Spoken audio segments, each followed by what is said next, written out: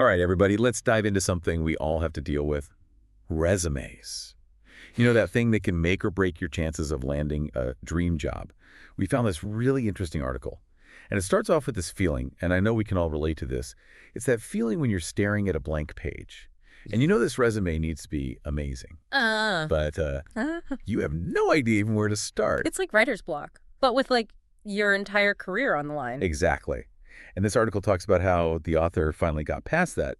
They were talking about feeling like their resume was just a plain bagel. I mean, it's fine. It's there. But it's not really exciting anyone. Just kind of blends in, you know? Yeah. And it's interesting because that feeling isn't just about like being creative, it's something deeper, like the psychology of first impressions. Before someone even reads a word on your resume, the visual impact, it says a lot. Right. So this author, they decided to try to find a way to spice up their resume. And they found this giant bundle of templates, over 90 of them, called the Jador Plus 90 Mega CV Resume Templates Bundle. Mm. I got to admit, at first it felt a little overwhelming. Yeah, I can see that. A lot of people, when they hear the word template, they think it's just about making things look pretty. But a good template, it's so much more than that. It's about organization, Yeah. clarity, making sure the important information stands out to whoever is reading it. Yeah, and it seems like this bundle gets that. One thing I noticed, it comes in all these different formats: PSD, AI, and PDF. I know what a PDF is, but those other two, I'm not so sure. Right. Well, that's smart. It makes it accessible to people with different levels of design experience. So PSD, that's the format for Photoshop. That's kind of the standard for image editing. And then AI, that's for Illustrator. It's for vector graphics. You know, those are the ones you can scale up without them getting all blurry. And of course, PDF. That's like the universal document language. It's easy for anyone to open and read. So you don't have to be some tech genius to use these. And speaking of using them, the author got some pretty impressive results. Landed their dream marketing job after using one of these templates. Is that just a coincidence? Or could a nice-looking resume really make that much of a difference? Well, I don't know if we can say it was the only reason, but it does make you think about confidence, you know?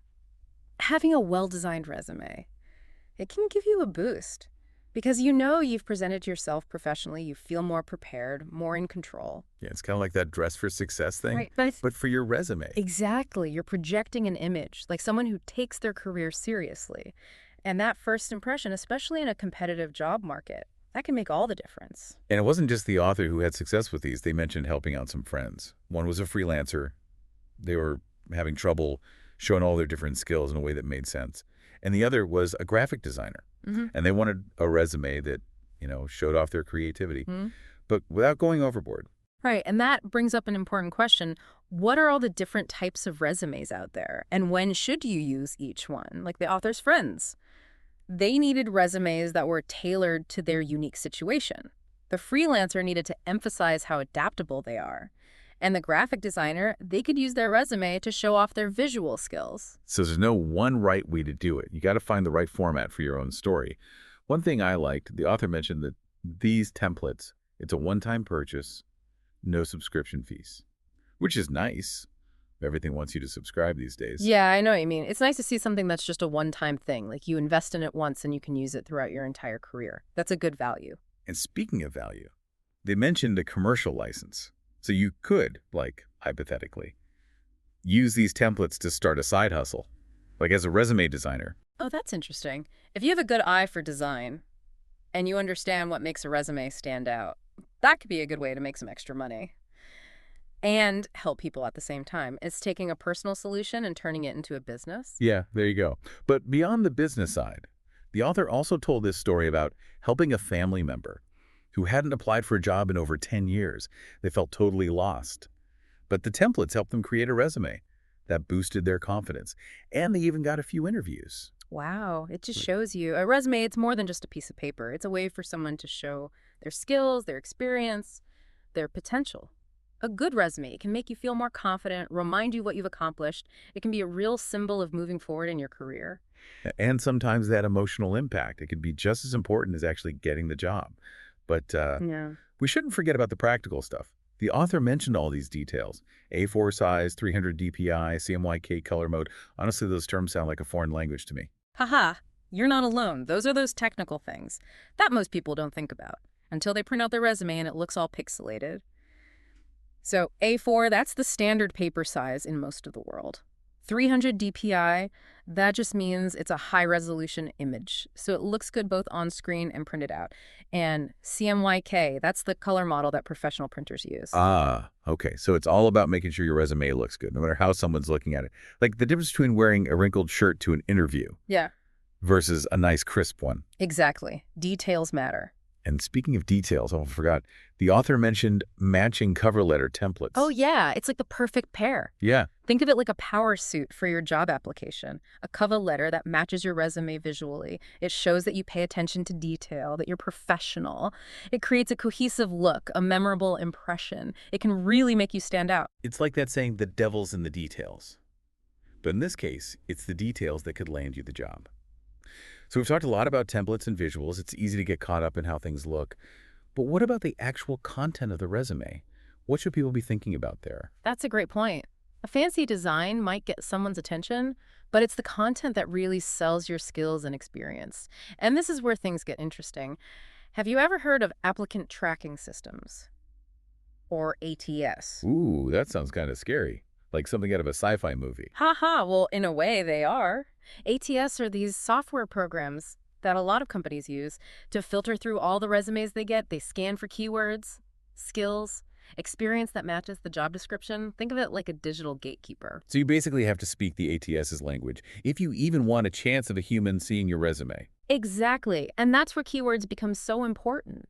You need to really look at the job description and use those keywords throughout your resume. But you can't just shove them in randomly. You have to weave them into your experience and achievements so it feels natural. So it's like this balancing act, Mm-hmm. appealing to the robot overlords, but also showing off your unique human skills. I like that analogy. It's about finding that sweet spot where you're highlighting your qualifications in a way that both the ATS and a human recruiter will appreciate. And that leads to another important point. Tailoring your resume to the specific job and industry you're going for. Right. You can't just use the same generic resume for every job. Exactly. Each job has its own requirements, its own expectations. You need to take some time to research the company, understand their values, their culture, and then adjust your resume to show how your skills and experience align with what they're looking for. So it's all about personalization, showing that you've actually thought about why you want this job at this company. Precisely. That extra effort, it shows that you're not just going through the motions, that you're genuinely interested, and that can really make a good impression. Now let's talk about something that everyone dreads, the career summary. Ugh, yes. That paragraph at the top of the resume, Yeah. where you're supposed to summarize your entire life in like 3 sentences. I know, right? But when it's done well, a career summary can be incredibly powerful. It's your elevator pitch, your chance to grab the reader's attention and make them want to keep reading. Okay, but how do you make it stand out? I've seen so many career summaries that are just filled with buzzwords, and they all sound the same. The key is to focus on your unique value proposition. What are your top skills, your biggest accomplishments? What are you most passionate about? And how can you tie those things together in a way that's relevant to the job you're applying for? So it's not just listing your skills, it's about framing them in a way that tells a story and highlights what you can bring to the table. Exactly. Think of it like a movie trailer. You want to give them a taste of the excitement, the intrigue. Make them want to see the whole movie by reading your whole resume. I like that. So we've talked about keywords, tailoring your resume, crafting a good career summary. What other content tips should people keep in mind? Well, one of the most common mistakes I see is using vague language and not quantifying achievements. Instead of saying managed a team, say led a team of 10 to exceed sales targets by 15%. Oh, so it's about showing, not just telling. Numbers are more powerful than words. Exactly. Whenever you can, use concrete examples and data to back up your claims. It makes you more credible and helps the hiring manager see the impact you made. Okay, so quantify, quantify, quantify. Got it. But what about people who haven't been in jobs where it's easy to quantify their achievements? Like if you've been in more of a support role or a creative field where it's not always about hitting specific numbers. That's a great point. And it's why soft skills are so important. Things like communication, problem solving, teamwork, adaptability, all those qualities that make you a valuable asset, even if you're not directly bringing in revenue. So it's not just about what you did, but how you did it. Exactly. And you can show those skills by using strong action verbs and giving specific examples of how you've used those skills in your previous roles. For instance, instead of saying excellent communication skills, you could say facilitated weekly team meetings to improve communication and collaboration. Ah, I see. So it's about painting a picture of your skills in action. Precisely. And don't be afraid to get creative with your wording. The goal is to make your resume stand out and leave a lasting impression. So it's about finding that balance between being professional and being yourself. Speaking of being yourself, a lot of people think their resume has to be super formal and stuffy. Is that true? It really depends on the industry and the company culture. But in general, I think it's okay to let your personality shine through a little, especially in creative fields. Right. Like if you're applying to be a copywriter or a designer, you probably don't want your resume to sound like a robot wrote it. Exactly. In those cases, it's more about showing your voice, your style. Right. But even in more traditional fields, you can still show some personality in the way you describe your experiences, the language you use. So it's about finding that sweet spot Mm-hmm. between professionalism and authenticity, which brings us back to the visuals. Because even if the content is amazing, if it's presented in a way that's hard to read or just not visually appealing, it's not going to have the impact you want. You're absolutely right. It's like a delicious meal that's been plated poorly. No matter how good the food is, if it doesn't look appetizing, no one's going to want to eat it. Uh-huh. That's a perfect analogy. So what are some things people should keep in mind when it comes to the visual side of their resume? Well, the most important thing is readability. Use a clear font. Make sure there's plenty of white space to give the reader's eyes a break. Right. No one wants to struggle through a wall of text. Exactly. And think about using visual elements to break up the text and highlight important information. Things like bullet points, bolding, headings, those can make a big difference in making your resume easy to skim and understand. So it's about creating a visual hierarchy. Precisely. The goal is to make your resume easy to navigate. You want the hiring manager to be able to find the information they need quickly without having to hunt for it. So it's about finding that balance between aesthetics and functionality. Exactly. And while we've been talking a lot about templates, you don't necessarily need one to create a visually appealing resume. Right. Not everyone is a designer. Absolutely. There are plenty of other resources out there, online resume builders, or even just using the formatting tools in a word processing program. The key is to find what works best for you. Exactly. And don't be afraid to experiment. Try different layouts, fonts, formatting options, until you find something you like. So it's about having fun with it. Absolutely. Because your resume is a reflection of you, so it should be something you're proud of. I love that. And speaking of being proud of your resume, one thing we haven't talked about is getting feedback from other people. That's so important, and a lot of people forget to do it. A fresh pair of eyes can catch typos, inconsistencies, places where you could improve your wording or clarity. It's like having another set of taste buds to make sure your resume is perfectly seasoned. I love that analogy. It's about getting that outside perspective to make sure your resume is as strong as possible. So who should you ask for feedback? Friends, family, career advisors? All of the above. And don't be afraid to reach out to people in your network who work in your field. They can give you valuable insights into what hiring managers are looking for and how to tailor your resume to specific jobs. So it's about using your connections. Exactly, because in the end, creating a great resume, it's a team effort. I love that. So we've covered a lot today. Keywords, ATS optimization, visual presentation, getting feedback. But before we wrap up, I want to go back to something we talked about earlier. The why behind your job search. Yes. It's easy to get caught up in all the details, but it's so important to remember your resume is a tool to help you achieve your professional goals. It's like having a fancy sports car. It's great to have all the bells and whistles, but if you don't know where you're going, it's not going to get you very far. Exactly. So when you're working on your resume, take some time to think about your values, your passions, your vision for the future. What kind of work really excites you? What kind of impact do you want to make? Because when you're clear on your why, your resume becomes more than just a document. It becomes a roadmap for your career. It becomes a declaration of intent, a stepping stone on your path to professional fulfillment, and that sense of purpose. It will show in every part of your resume, from the content to the way you present yourself. And that authenticity, that's what will really resonate with potential employers. Yeah. Because they're not just looking for someone with the right skills. They're looking for someone who is passionate, driven, someone who shares their company's value. Precisely. So as you start your job search, remember that you are not just a list of skills and experiences. You are a unique individual. with a story to tell, a vision to share, a contribution to make. I love that. And on that note, I think it's time to shift gears a bit and talk about something that can be a little tricky for job seekers: online resumes and personal branding. Ah, yes, the digital age. It's brought a whole new set of challenges and opportunities. When it comes to presenting yourself professionally online, It's at the Wild West out there. So many different platforms, so many strategies. exactly. And with social media being so big, your online presence, it's almost as important as your traditional resume. So it's not just about what's on paper anymore. It's about creating a whole online brand that reflects your skills and values. Precisely. And that's what makes it so interesting, because now you're not just talking to potential employers, you're talking to the whole world. So you have to be careful about your digital footprint. Make sure you're presenting yourself in a way that's both authentic and professional. Exactly. And that brings up a lot of questions. What platforms should you be on? What kind of content should you share? How do you find that balance between personal and professional? Ooh, we could probably do a whole deep dive just on that. We definitely could. But for now, let's focus on some of the key things to keep in mind.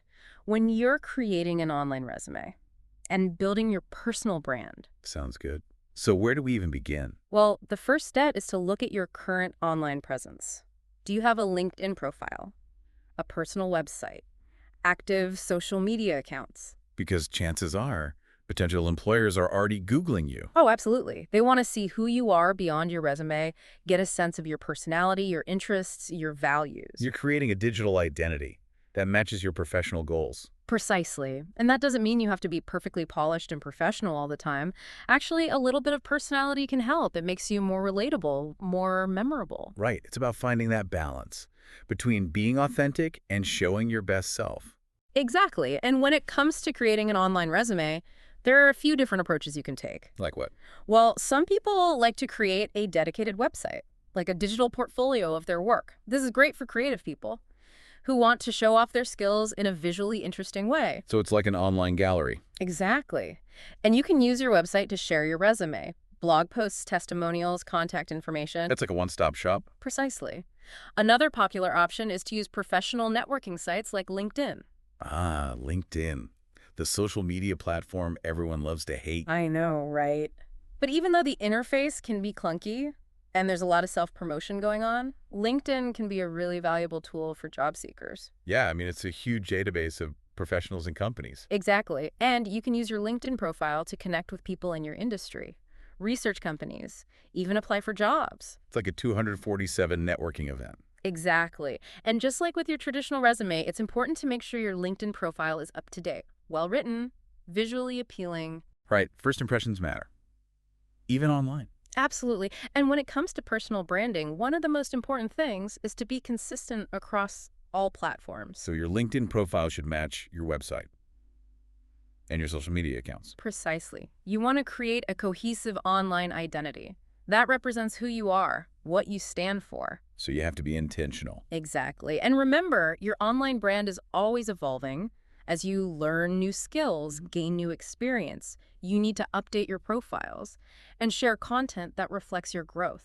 So it's an ongoing process. Exactly. And it can be a lot of work, but it's definitely worth it. I agree, because in today's world, your online presence can really make or break your career. Absolutely. So invest the time and effort to create a strong online brand, and you'll be amazed at the opportunities that come your way. Yeah, it really is a whole new ballgame. It is, and it's something that a lot of people struggle with, especially if they've been out of the job market for a while. Right, like Yeah. that family member the author was talking about. Exactly. It can be overwhelming to try to catch up on all the latest trends. So what are some of the biggest changes people should be aware of? Well, one of the most significant shifts has been the move towards online applications and the use of applicant tracking systems, or ATS. We talked about ATS a bit earlier. Right, and it's something that every job seeker needs to understand, because these systems are essentially the gatekeepers to most jobs these days. So how do they work? Basically, when you submit your resume online, it's often scanned by an ATS, which is a software program that looks for keywords, skills, and experience that match the job description. So it's like a digital headhunter. In a way, yes. But instead of a human being looking at your resume, it's a computer program. And if your resume doesn't have the right keywords, it might never even get seen by a human. Oh, wow. That's kind of scary. It can be. But the good news is, there are ways to optimize your resume for ATS. Well, the first step is to carefully analyze the job description and highlight all the key skills and qualifications they're looking for. Then, make sure those keywords are included in your resume, in a natural and organic way, of course. Right, you don't want to just stuff your resume with keywords. Exactly. It needs to read well for humans too. But by strategically using relevant keywords, you can increase the chances of your resume getting past the ATS and into the hands of a hiring manager.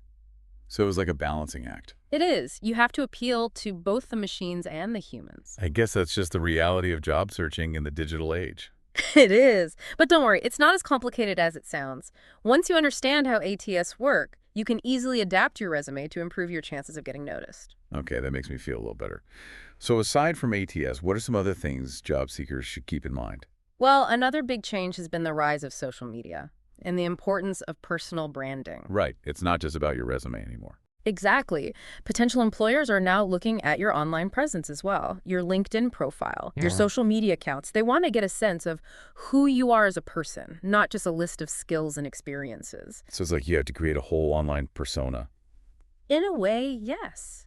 You need to be mindful of the image you're projecting online because it can definitely impact your job prospects. But what are some tips for building a strong online brand? Well, the first step is to be strategic about the platforms you use. For most professionals, LinkedIn is a must-have. It's the go-to platform for networking, job searching, and building your professional reputation. Yeah, I've heard a lot of people say that LinkedIn is the new resume. It's definitely becoming more and more important, so if you don't have a LinkedIn profile yet, I highly recommend creating one and make sure it's up to date, complete, and showcases your skills and experience in the best possible light. So LinkedIn is essential. What about other social media platforms? It depends on your industry and your target audience. For some professions, having an active presence on Twitter, Instagram, or Facebook can be beneficial. But for others, it might not be as relevant. So it's all about tailoring your online presence to your specific career goals. Exactly. And remember, everything you post online is a reflection of your personal brand. So be mindful of the content you're sharing and make sure it aligns with the image you want to project. So it's not just about what you say, it's about how you say it. Absolutely. And it's also about being consistent. Make sure your messaging is similar across all platforms so that potential employers get a clear and consistent picture of who you are. That makes sense. So we've talked about ATS, social media, personal branding. Is there anything else job seekers should be aware of? Well, one last thing I want to mention is the importance of networking. I feel like networking is one of those things that everyone talks about, Yeah. but no one really knows how to do it effectively. I know, right? It can feel really awkward and intimidating, especially if you're an introvert. But the truth is, networking is essential for career success. Because in today's job market, it's not always about what you know. It's about who you know. So how do you network effectively? Well, the first step is to identify the people in your network who could potentially help you with your job search. This could be former colleagues, classmates, friends, family members, even people you've met at industry events. So it's about leveraging your existing connections. Exactly. And then don't be afraid to reach out to those people and let them know that you're looking for a job. You might be surprised at how willing people are to help if you just ask. Okay, so reach out to your network. What else? Well, another great way to network is to attend industry events, conferences, meetups, workshops. These events are a great opportunity to meet new people, learn about new trends, and potentially make connections that could lead to job opportunities. So it's about putting yourself out there. It is. And remember, networking is a two-way street. It's not just about what people can do for you. It's also about what you can do for them. So it's about building genuine relationships. Exactly. And those relationships can be invaluable throughout your career. I like that. So we've covered a lot of ground today. ATS, social media, personal branding, networking. It sounds like the job search has really evolved in recent years. It definitely has. But the good news is there are plenty of resources available to help job seekers navigate these changes. Right, like this podcast. Exactly. And with a little bit of knowledge and effort, anyone can create a standout resume, build a strong online brand, and land their dream job. I love that. So to all of you out there who are on the job hunt, don't give up. Keep learning, keep growing. And keep believing in yourself. Because you've got this. So much good stuff to think about. Definitely. And you know what? It's funny. We've talked about all these changes in the job search, but I think there are also some things that will always be important. Oh, absolutely. Like no matter how much technology advances, there are certain fundamental skills that will always be in demand? Like what? Well, I'm thinking about things like communication skills, Yeah. problem-solving abilities, critical thinking. Those are definitely timeless skills. And they're becoming even more valuable in today's world, where everything is changing so rapidly. Right, because employers need people who can adapt, who Yeah. can think on their feet, who can communicate effectively, Yeah. regardless of what tools or technologies they're using. Exactly. And those are skills that you can develop through a variety of experiences, not just in the workplace. Like what?